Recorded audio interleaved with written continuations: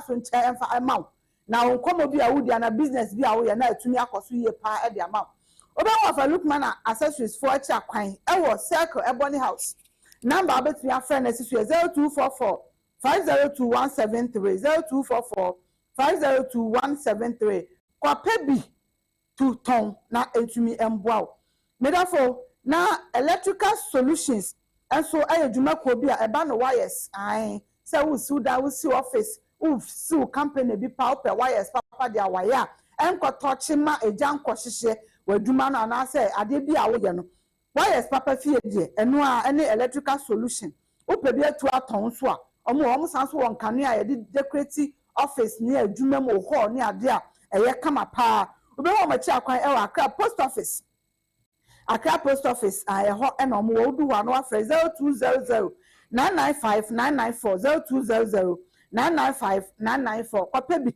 eto na etumi emboa just more plumbing engineering works se ade bia e fa plumbing ho e wo adwuma na wo ye nimu efie na wo si no office ho ade bia le fa plumbing ho de fa be dan omo anasa hwehwe omo tira kwan na be to papa e be che e de amaw me patro be ho omo e ashama atade car station ho no ma number betumi afro omo 0546 721 133 0246 721 133 kwape bi na entumi emboa Sherry and baby's phone Sherry and babies hey boga me patro boga wa aboso akan ai o se ba the phone papa aboso akan for because of my juma na mo je no on say gidi aso wura ha o pie peja we ni ade entu pe phone papa e be cha ma e to nso ma be fa pepa wa de ho ai e bo fam a empire be sa tam wa de asho obotom eni ade a oba okọ Sherry and baby phones ha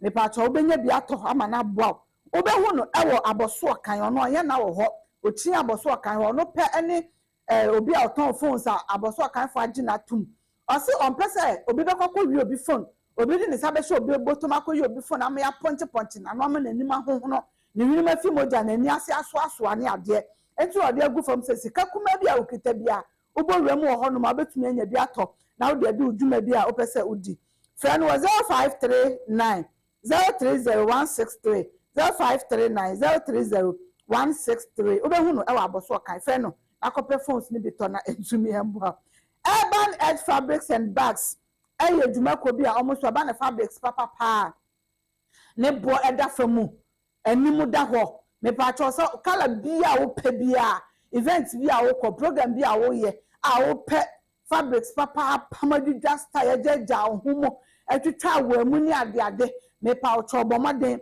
na fo wani echem a Urban Edge Fabrics and Bags obehu omachi akwan e wo Abrekuma Pentecost Junction o se e Accra price enti ha ho entwamu wo Agape Abrekuma Paradise ene ne important ama samai ho no ma de obe an so be fa ka ba be si Abrekuma udu Abrekuma ka che driver so nsi wo Pentecost Junction o si Pentecost Junction e ho na shop no station ni so wa e no wo number betumi afa na sisu 0243 668 169 0243 668 169 friend na kope bito na fa dudwa style bia ope na emboa wo Pentecost Fire Cosmetics medafo cosmetic shopper so obo rema wankasa wani beje ohun ye papa ai eba no shower gel papa me pa chow eba no facial cream facial soap scribe ade biela ye disiesie ye redie ema ye redie eye fe wakwa kosra ya ne munku ibi atwitwa sisi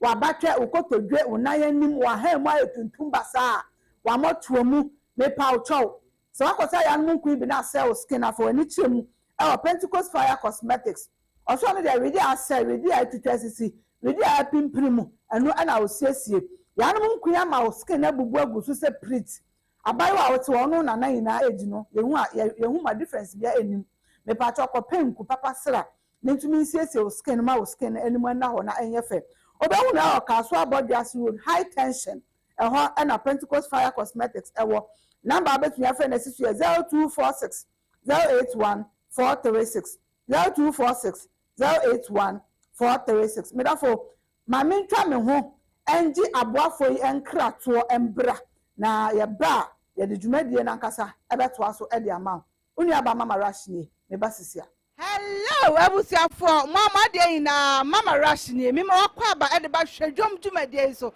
na hwedwom dwumadie and dem do aboram our urban edge fabrics and bags me paucho obi bisa say den na moye wa ha me paucho oboram wa ha no ma ye wo materials papa chese ne bo esan edafam type of material ben na ope colors ben e na ope me paucho be ko event ana obe ware ukọ program bi ope material pamata dia chese wanka say odu event na say e be hwe wa say twa ye ni asa hwe bi mu dia bomade ye numbers and a good screen so no e bag papa na ope utwa material na na wa hwe ho color na de agi bag no enti odu event na say ya hwe usane e say twa ye ni asa hwe obi mu me pa cho boram wa ha no ma e ya cra price o wa brekuma o a friend say poku ase ene ne mpotam o wa agape ene ne mpotam a ehun ya say obefa ka say o kwa akra akoto because aha no e ya cra price dada what ya say the yan say obefa your number na that screen so na wa frɛ me pa cho obehu ya chi akwan e wo abrekuma Pentecost junction usi wo junction ne so a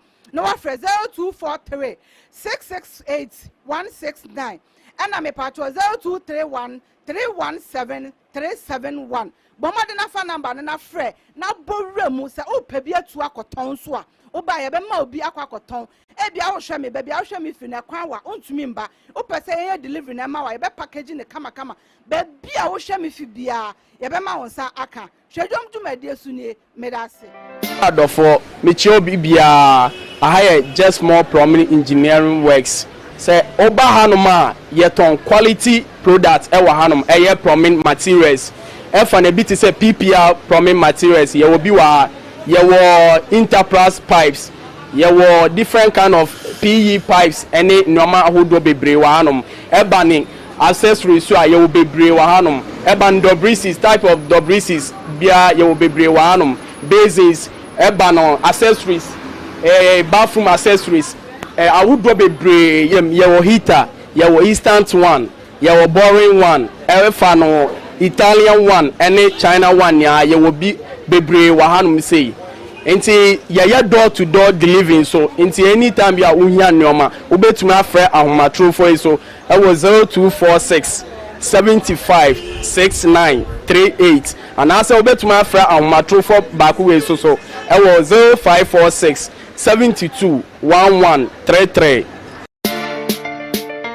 Hello, me da fue wa dey na unu aba mama rush ni me mo akwa ba e de ba hwedwom dwumadie so hwedwom dwumadie and then go ba be pm e wo Pentecost Fire Cosmetics awerande uyo ba wasra ya no mu kun ya twitwa sisi wo kotodwe wa batwe wa ha mu sire mu motom ni na tuntum basa me pa chok Pentecost Fire Cosmetics say honam asai honam agiagu honam atete apansam ana yesiesie me pa cho yo ba be ko event o be ware wo ya nku papa product papa betumi asiesie o skin e ma o skin na efe o skin na toso oba de me se betumi asra o yonko bag obetumi asra o yonko atade na so o yonko we de untumi ensre enu ti ana Pentecost Fire Cosmetics say bowramu na beji nku papa shower gel papa e fire den e use now skin no eyefe me ba cho ba ni weeks ye wo bi wa hanom and the week aba o odane de brewa we say te sa ho support me sraw bowramu na beji wig papa e be che e de amount so they are fixing that and I said they want to fix it the other be uti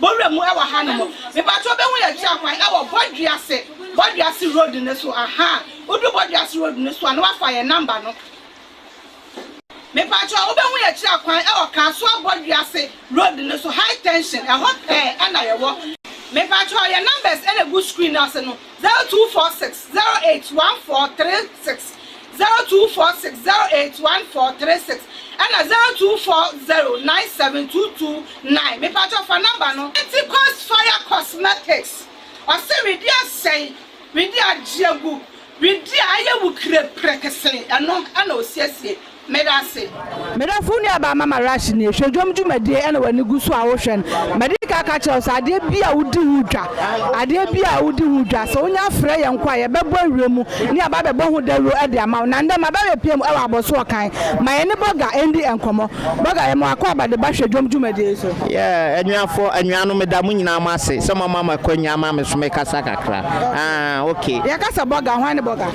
ya boga chief mo na afra me no way boga no way boga na de na ton wa boga me ton mobile phones chargers and phone ade adie bi a ope protector bibia wo phone bi battles eno ana meton okay enti aboso kan ha so obi hwehwe wachi akwan ana so obi pe phone na enfa no behu oh menya na wa aboso kan ba bi a be fa bi a kokompe aboso kan farm 4 ways ba bi aboso kan do nya do na ka so ope boga no wa obi a be kire ba bi a me kire akwan menya na enti e ba ne phone say ye adwuma wa aboso kan phone type ben ene e ba wo ha no ma ye benya bi aha me ko am ne boga me le waterproof phone e ba phone to nsuo ma ensei nsuo gu so a ensei phone na to wa yimu na wa fa na wa pepa ho na de ye adwuma phone papa enti enu tina boso kan o ma gimi atum se memra na mbeto phones me phones so de abo wo form me ni nipa me sha ase ne phones gu form so bia meto bi na kro no na embla form obi nwi obi phone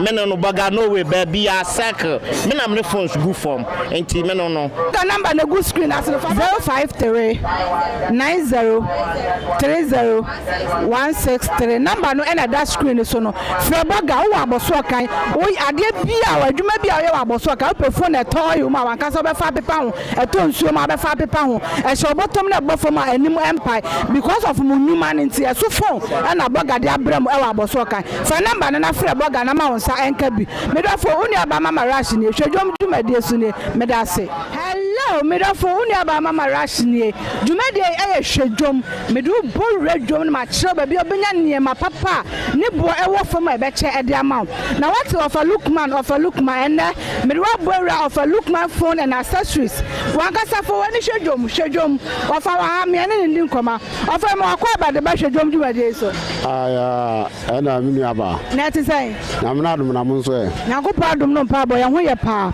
ofa lookman ya te nka ofa lookman ene ya nkasa ya bo wura ha no mo ofa lookman o shop no den ana oton wo me shop no de eno ma me to de bebre me o memory card okay me o pen drive me o camera protector me o charger quality wa me to charger normal one abe fo mo de na o ba o de sinzo ana phone na hit da bi open cover papa o wo ba yetimi bo no cover bi bo se o hu cover ni mi da o hwe cover na o timi say yes o cover na o to ni o mu different o hwe a friend say glass protector de two phones so a ya nom de no wo pia trogo for dwom na nyebia onya beduru na wo say glass protector difference onya beduru ha ma utimu say cord charger cord difference o de no anso betu na ma beduru of a look man shop na be ha de keke okay of a look man so obi do circle na o hwehwe wa afa no behu onya ba beduru ebony na old house a agidin onya duru ebony a omo restaurant no uram na busa so fa lookman onya uram busa fa lookman kra yede ebe kiro ba bia me wo enti na for numbers ben as obi bedu ana say in case o hu a obetumi afre wasi so obetumi afre 0244 50 21 73 afasi studio 0244 50 21 73 okay so obi pe bia tu aton ana so pen ba ko obowrem a ha so mutu ton ana ni nyina so pa ba ko aye ya ton opra bebre nso atu akoton a etu enti de opra bia etimi ya ma o yeah that's it afa lookman said so opra ba ko akwa yusu ana opra dodo atu aton afa wani kire mu a ebo ne da fam esanso ye papa ebe che e de ama hwedwom dwumade asu mega fully aba mama rush ni hwedwom dwumade ana wani gu so a o hwe me no bo rush shop bi mo ma ye hwe edwom mega for ye fa mama rush na so but you are doing the Richard mo shop ni din de say I have Electrical Solutions Limited edani ben na moton wa ha e pa cho ye ton kan ya hunyo ma nyina ye wo ahoma aye cable a ye be e wo ya dan ye wo main switches ye wo light a wi a wo de beda create de madam ho ayefe ye wo ni nyina bi e wo ho enti I had the oba one stop shop a wo nya obi bia e wo ha ebi pe bi etu aton na ba so mutu bi ma e pa cho wo ho pa ye be nya bebre ni do so po e de ama say delivery so e ye delivery ye bibia okay enti number ben e na so bi nyama obetumi afemasi so your number is 0542 508636 sense should be and 0542 020-508636. And our number back could be 020-811-0050. Me pacho obi bedu aka na so hwehwe machi akwan a fa no behu. Pacho ye opposite post office no pepepe. Obi post office of the main gate no pepepe a ye no mo ye opposite pepepe. On electrical solutions wo. Me pacho koso na di lachi na ye nhwe dwom me da se. Me da fo me sanso ma wakwa abade mu oden pa edo ba hwedwom dwumade so ai. Me pacho dwumade edo bo radwom e ba kwahwe be bia benya ne ma papa ne bo eda fam a ebeche ede ama enti edwa bia wudi ade bia wo ton a ede sika brew e wo kwan paso no se wo fa ye number na me pato mo fa number no to screen ni so man why se mo fa ye number na ebetu anamo ede aba wadwuma mu oni aba be bon dawro kama ede ama ade bia wo ton ade bia wo de wuda ba bia la wo sha wudi dwa na pese be bon dawro ma se wo fa ye number na that screen is 0247 882647 ofa na sa wo frɛ yɛn ya ye beba ne aba bɛbɔ ho daru ade ama kama na wodwadie no so atumi akɔso me da se Mama Rush na wo te ne ka no Mama Rush bia bɔkɔ Yakopɔ ene no ase amanfo bi mu pɛsɛ mo ye bedi ni ye but bia bɛ kama atamfo yɛ nyame o ai bia bɛ kama atamfo yɛ nyame ene no Ghana fo a wo mo hwɛ ye ɛyɛ ende e pa cho tie wo mu se obi a ka se nyame mo yɛ din but me de sa salute we ebema trade minister Katie Hammond me de sa like wa highlight am you concern because according to no it's like cement and there okono ko bisa o chebe kono na erase cement ne bo no enti no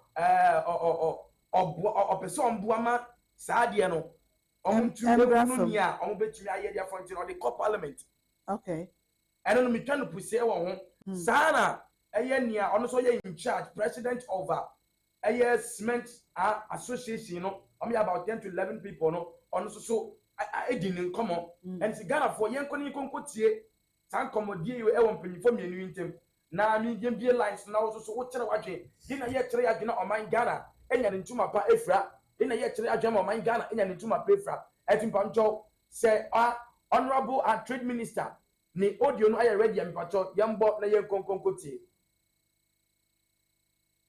Anga, doctor has joined us on the line. Sir, you're welcome to Eyewitness News. Thank you so much. Thank you so much for this opportunity. Your friend Katie, who's known... I had always intended to sanitize the cement industry. You guys recall that recently I laid in Parliament after all the controversy on the other one. There wasn't much on the cement manufacturing regulations, but eventually that was sorted out and it was passed into law. So we have an LI that regulates production of cement in the country. So we now insist on qualitative products in the country. But you would also realize that for the long time, you never see cement prices de-escalating. It's always escalating. It's always going up through the ceiling, through the roof, and towards the skies. Somehow, something has to be done about this. At a point in time, we were not producing so much cement in the country. Now we have an installed capacity of over 11 million tons in the country. Our demand is nothing like 11 million, so it must be a very profitable enterprise. But I think it behoves on those in responsible positions in authority to ensure that the good people of Ghana are not fleas. I am not comfortable. I don't believe that we're getting good prices for all that it's worth. I think there's something fundamentally wrong with the pricing of cement in the country. It was about the same issue that we tackled when we were at the Ministry of Energy. We recall in the early administration part of administration of President Kufuor, we decided to introduce the National Petroleum Authority. That is what it's now regulating. The system that we put in place, it was now regulating petroleum pricing in the country. There are some items which are of such considerable importance to the country. It's for the general use of everyone. petroleum products, there's nothing anyone can do about it. I mean, it's a kind of sine qua non. We all would have to, at one point or the other, depend on petroleum products. No doubt about that. Cement has acquired that kind of, has acquired that status. Every sector of the economy, your house, your whatever projects, whatever, you require cement for that purpose. Now, I take the view that it's about time that the country was better served by those who are selling this product to us. You have a kind of arbitrariness in the pricing of cement. You come to Accra, you have it used to be 80 whatever. When I last checked with those in the sector, was a situation where they said they were selling at 80 something cities. Well, the next they knew somebody was selling at 90 something and was without authority. And it's been so haphazard. I strongly believe that there must be some sanity in the system. Now, to ensure that there's sanity in it, in the law, the LI about the pricing, about manufacture, cement manufacturing that we just talked about, I introduced a committee to take charge of the activities that are spelled out in the LI. Now, I asked them in the last 1 month or so to make sure that there was a meeting of all the stakeholders, including the Ghana Cement Manufacturers Association, those guys, meeting all of them. That is after I had met with them many times in my own office to ram home to them the need for there to be some sense, some stability, some. I told them point blank that I took the view that the country and the good people of Ghana were not being served properly when it came to the pricing of petrol, this and the cement prices, and so it's about time that we had a holistic look at it and make sure that prices charged will take account of whatever factor that goes into it, that we could arrive at some sensible compromise. I encourage them to publish their pricing weekly, monthly through this committee. I encourage them to make sure that there was a stabilization. It's like the kind of stabilization fund that we put up, we established under the fund under the petroleum sector. Put something together so we have a situation where in Bolga a bag of cement sells the same as it sells in Accra. In Kumasi it sells the same as it sells at Sefi. We discuss all these matters, and then of course let's also ensure that there is some kind of sense. You know, it shouldn't be so arbitrary. I wouldn't allow a situation where you then have an oligarchy operating when there wasn't a monopoly. Everyone was in a monopoly. When Gasem was the only company operating, we tended to have a monopoly. Now we have all of them, and still petroleum cement prices are not coming down. So I asked them to ensure that something was done about this. In my absence, I was told that the minister wasn't going to be able to do anything. They would not listen, they wouldn't do it, they would go the way they want. Well, I have only one other avenue. I mean, encouraging them to do it is a moral persuasion. If moral persuasion fails, there is a system in the country, there's a constitution, we operate by rule of law. You come to parliament and then you ensure that there are laws. I mean, we have the constitution. So if the constitution mandates me to bring an ally, I bring the ally to ensure that somebody abides by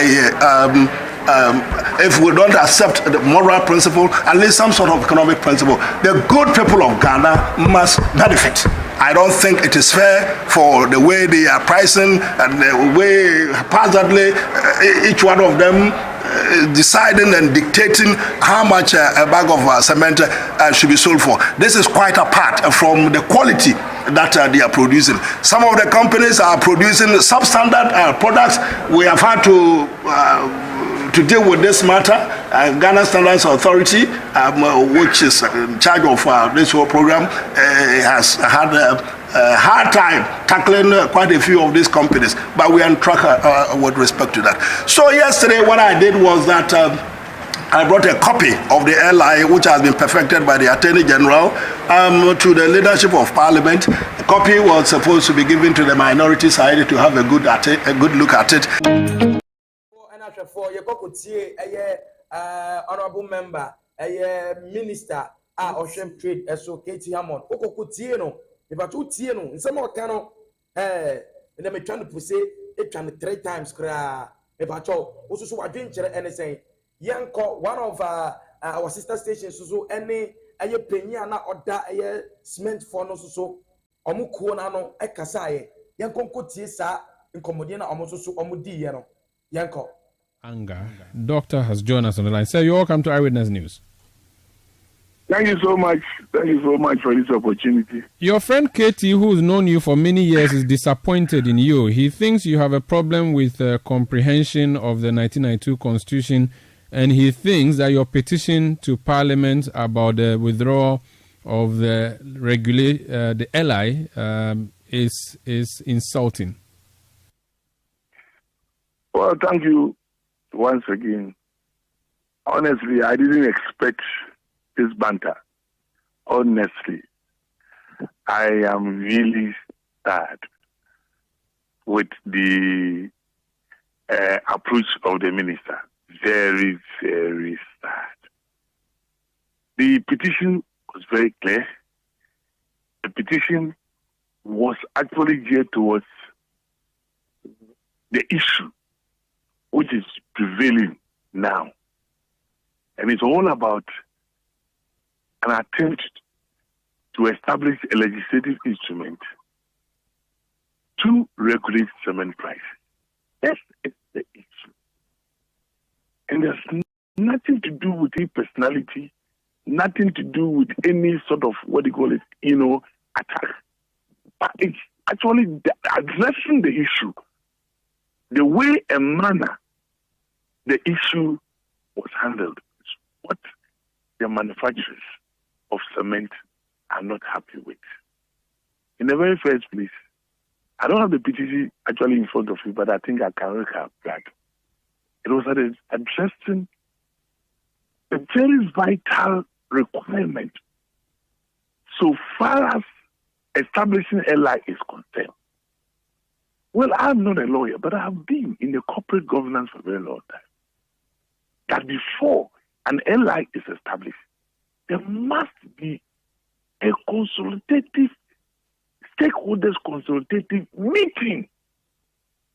That is, the stakeholders really have to be consulted. There should be dialogue, that in respect of that particular legislative instrument which is to be established. And that I am just being honest, very honest. Because last night, just yesterday, I was surprised to hear about this. Come to think of the relationship that the cement manufacturers have with the Ministry of Trade and Industry. The Ministry of Trade and Industry has been our sector ministry and still continue to be our sector ministry. And I can say with authority that the cement industry is the only industry that has established a memorandum of understanding with the Ministry of Trade and Industry, because the two, that is the ministry and the manufacturers, consider cement products as very sensitive. And the MOU establishes that the ministry is concerned about the development of the cement industry. So how come that something like this, which of course will be a precedent or, for that matter, a novelty good, concerning regulating cement prices, the stakeholders are not aware of it. Okay, I do know that it may not be compulsory. It is something you desire that you do the consultation before, but it is not necessarily compulsory, and that does not make nonsense of the LI that he has before the House. To the extent that he gets the House to approve his LI for him, or if the LI matures, that becomes law and you are bound by it. You are suggesting that there has not been any consultation whatsoever. Perhaps the meeting was had with maybe other members of your association without your knowledge. Do you know if that could have happened without you knowing of? Oh, that of course, that one would also be surprising because I am the head of the secretariat. How many members do you have? Well, it comes to think of all the cement manufacturers that we have in the country. We're talking about 10, 11, 12, yes. So all of them are under your umbrella? All of them are under my umbrella. Okay, let's talk about a key issue he raised. He says the price of cement appears to be skyrocketing. He says you started through the ceiling, through the roof, and into the skies. He thinks it is not right, the continuous increases that we are witnessing.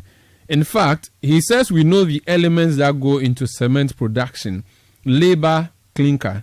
He says because of that, he does not, again, he talks about exchange rate. He says due to these things, you may increase your prices, but not to the levels that you are increasing them. Can you please educate us tonight, and indeed the minister as well, on what elements are in your price basket for cement, a bag of cement? What and what goes into that?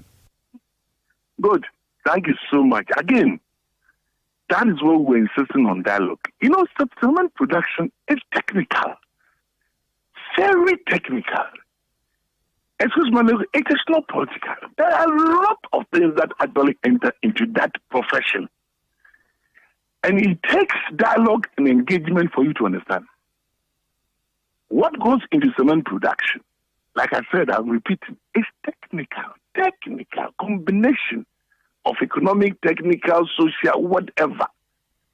And we are saying, and we have been saying it over and over and over again, that the cement products that you see in the market, it is manufactured and produced based on milling or importation of raw materials. A chunk of the raw materials, that's the clinker, we can't get it in Ghana, is imported. You're talking about 70, 75%, depending on the volume or the quantity that you use. You can have it in an average of 75%, and that is imported. So, the situation we are in now, which we all agree, that one, no one can deny it, that cement prices have been escalating for the past 3.5 months, or even getting to 4. And there is a reason for that.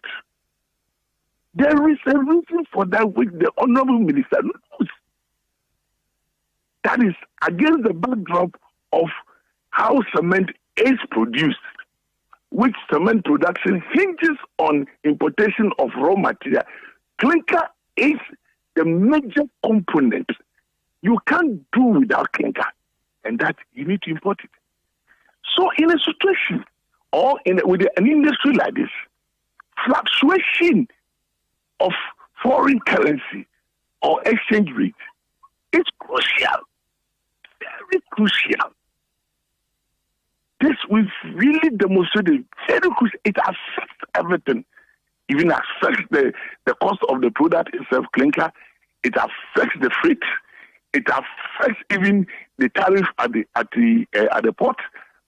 Do you know that the tariffs at the port, that the Ghana Harbour whatever authority, their tariffs are dollarized? Then come to think of maybe import duty, where of course the import duty is quoted in dollars, but you pay in the prevailing rate. So this is what the industry is battling, is going through, that the importation of raw materials or its subject importation is key and crucial to the cement development. And what have we been experiencing of late? For the past 4 or 5 months, what have we been experiencing? That is fluctuation. The continuous depreciation of the city. The raw material is bought with hard currency dollar. Then you come and mill it, you sell it at cities, you convert it again to go to repurchase what you call the raw material. So the fluctuation. And this is the basis in which this LI, because how come that the LI has not been proposed 2 years ago, 3 years ago, not even 1 year ago? This is being proposed now by the minister because of the escalation of the prices, which the reason is known to all of us. So why don't we sit down and look at the root cause? The root cause for this escalation, and see whether we can find an antidote to that, and that will come up with a natural price control. Natural. That is what we are talking about. That looking at the fundamental, looking at the underlying cause for the escalation, the ally will not be necessary.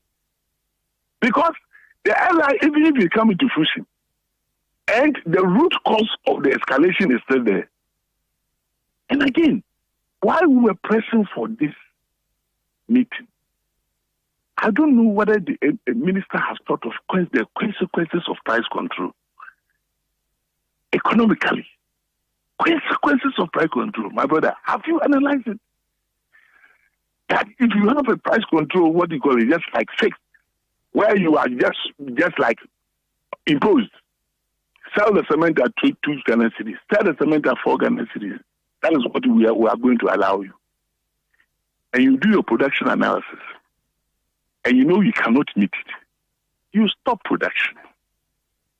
And when you stop production, what is the consequence? Shortage. What is the consequences? Hoarding. There's an economic implication of whatever we have to do. Then, of course, it also comes to compromising with quality. Okay, fine. If you say that maybe I have to sell it at this, and I know it will not be profitable for me, I think I cut corners. See, there are implications. Even though the law maybe, as he is quoting, that it is not necessary for us to have dialogue, in this particular instance, there is the need for dialogue, engagement, to analyze the consequences of whatever will be in place, the LI. That is the concern. Doc, what's the annual rate of increase of cement over the period? And would you say that the rate has been more exponential in the past few years than it was in the past? This is something that we talk about. When we talk about figures, are very, very careful in actually answering, because it is not something that, we just come it on top of our head. We have to do what you call maybe analysis. Then we are able to, come out with a particular figure. I share a presentation, a justification, and the honorable minister can bear with me that at any time that he requests for justification for price increase, we are able to produce. They are able to produce what you call justification to that. You see, once again, I just want to say that the reaction of the minister, I've heard it, that of course, trying to attack, trying to say that he's disappointed, these words, I don't expect from him. I can actually also mention it. You see, I don't really, now let's face the facts and do not hate, things which are not necessary. It is disappointed. The issue is that this establishment of LI, much as all we agree that a day should come when cement prices should be stabilized. But that should refer you. This issue we've not even talked about last year. Okay. Why we didn't talk about it last year? Very well. Why didn't talk about 2 years ago? Why didn't talk about it 7 months ago? Quickly before we end, which one is the biggest problem for you manufacturers? Is it the exchange rate? Is it taxes at the port? Is it labor? Is it utility tariffs? Which one is the biggest of the elements that is causing the increase we are seeing? God, what right now it is like what he said. The production cost should be taken holistically. There are several actual factors. Yes, so I'm landing. Yes, so what is prevailing now which has brought about this LI, establishment of the LI, and which has brought more or less a feud between myself and the minister, is the exchange rate. Very well. Thank you so much for speaking to us. We'll come back to you again in due course. Thank you so much. That's Dr. George Dawson Amwa. He is president of the Association of Cement Manufacturers.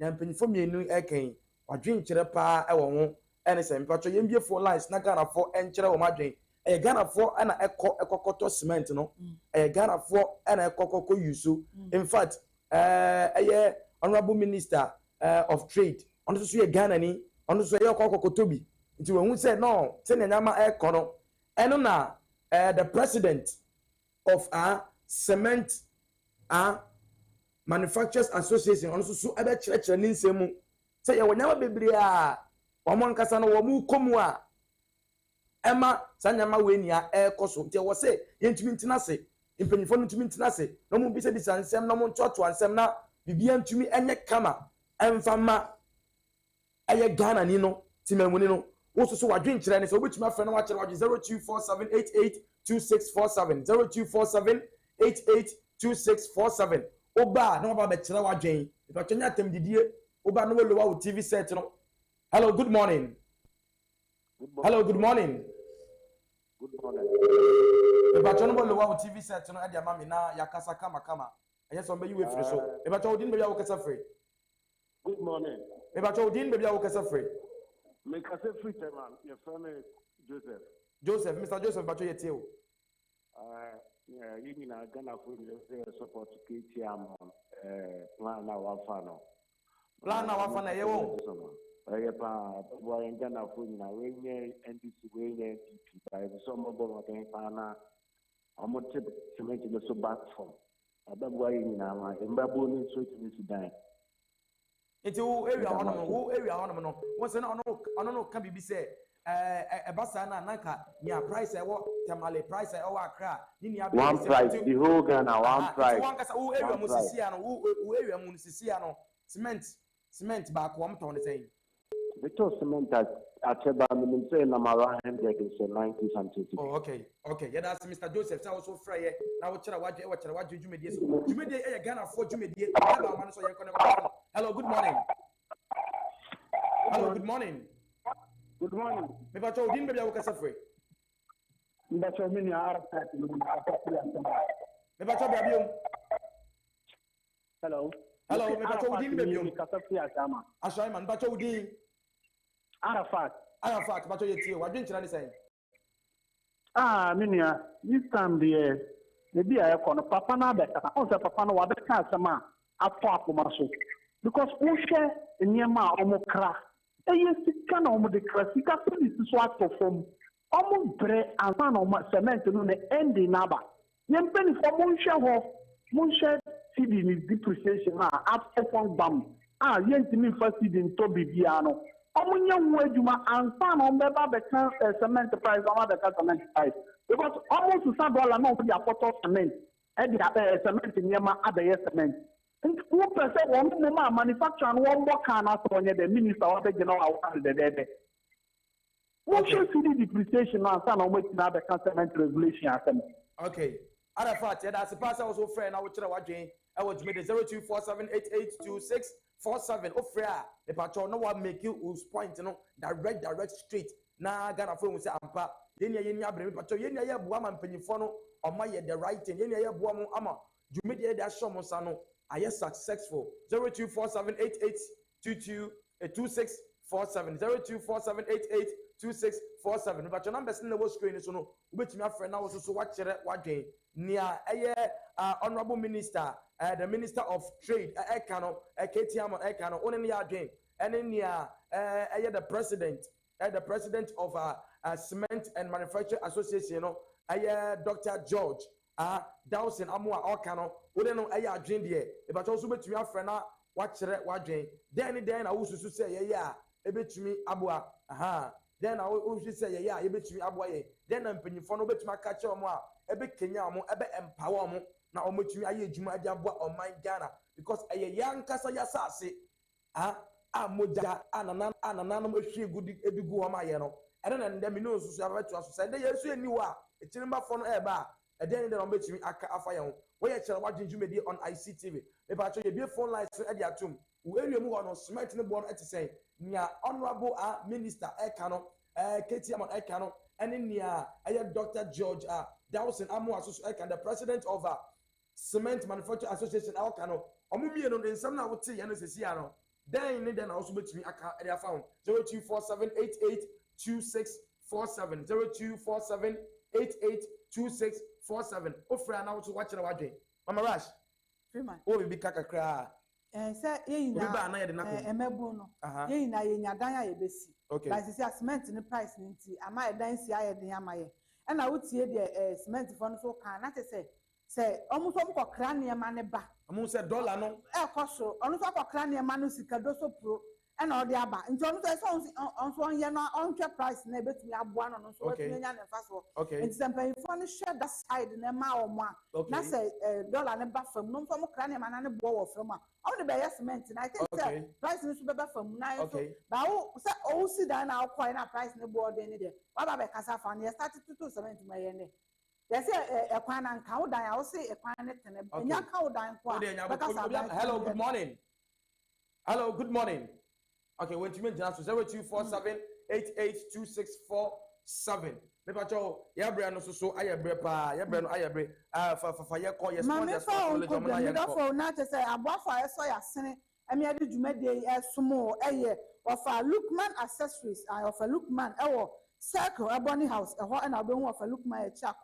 Of a look my phone accessories na adebi afa phone chargers earpiece bluetooth ni phone batteries ni na otombi opebi etu aton na ope bako use a me patro free 0244 502173 0244 502173 free na kope bitona entumi emboa electrical solutions enso eton light ho niema ai me kire wires a etumi ede wire edan me patro papa ni bi ne bo so esan ewo fam otubi ton so into a beer shop kakana opebia to akoton a for when near chim or Accra post office number between your friends is 0200 995 994 0200 995 994 kopebi etona into me and just more plumbing engineering work said about the plumbing when near my papa e better at their mouth or down or factory or no I do maybe a wo ya be here plumbing when near my dear or the bed down my be papa ne bo e wo from now to me abo obe wo ma cha kwan e wo ashama atadeka station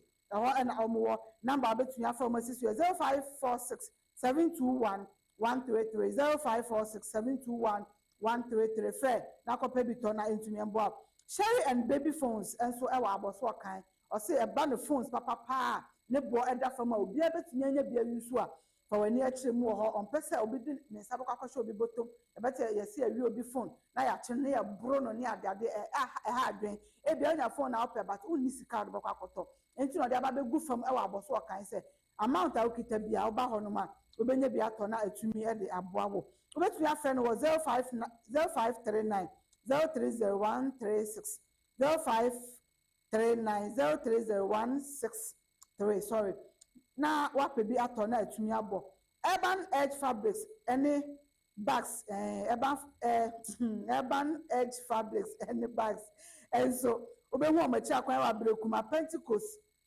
junction onu so aton fabrics papa medofo oborwemu ho no wankasa bo se wani si otototototo uhu dia offer because emu offer papa ebechen so e the amount side bia pesa wududwa okọ event o ware ade bia wo ya opɛ fabrics papa any bags papa e use ama na tumi aboa no oborwemu ho no ma be onsa ebeka bi ama na tumi aboa number betu afɛ na sisu 0243 668169 0243 668169 frɛ no na obeje wo so Pentecost Fire Cosmetics and so ewa Kasua Bodrias Road High Tension wa o se ba no o cosmetic shop se wo pese wo biebi na o pe bi atu aton a o ba o be ma obi o pe bi so ayu so ama skin na yefe wani ma da ho kala na to so o kwa ya san twa ni asa hwe obi mu dia fa wani achem e ho pe nku papa shower gel papa e de adware o ba na ma o ba ne kala ani ma yefa Pentecost Fire Cosmetics for ewa Kasua Bodrias Road High Tension Hope number between your phone 0246 081 436 0246 081 436 me don for ade biara wo ye ade biara wo ton edwa biara wo di na wo pese me pie mo ho na ye mbon wo daru e fa ma no fa number na da screen is na fred baby a wo hye baby a wo bia e beto wo e wo ho nya ba bebo ne ma no ho daru kama e de ama okay nya ba mama rush ni okay mama rush and I would tell nka no obi e wo line so yen kon for the last call na yen sorry to me hello good morning hello good morning hello good morning okay so when to me engine so dia na say aha na yedi dwumedi ni na esi nyame yadoma o chena esan so di ade so nkokwa ana ebro e ba cho o hwe ye wo ye dwumeko wo ye company ana wo obi wo dwuma na wo pese ye mbo hu deru emfama wa me pa cho fa numbers na wo screen na frɛ ye ye be ba wo nchen kama kama ni no be di nkomo ye just queens and I have na me adom so ya wan nominate Isee TV as best TV station of the year me pa cho fa phone na star 447 star number 714 hash now what unique code no BZ capital B capital Z 9494 now we vote the number of votes I bet you vote at my na ya konkoji award no embra me I make say so Paul Freeman the best TV host of the year if I cho oko the same code na star 447 star hash 714 hash now what unique code no BZ 144 me pacho vote emaye na ye kwankofa award no embra yesi no ofrudua pa na ye piano nyame amba me pacho nyame ya adoma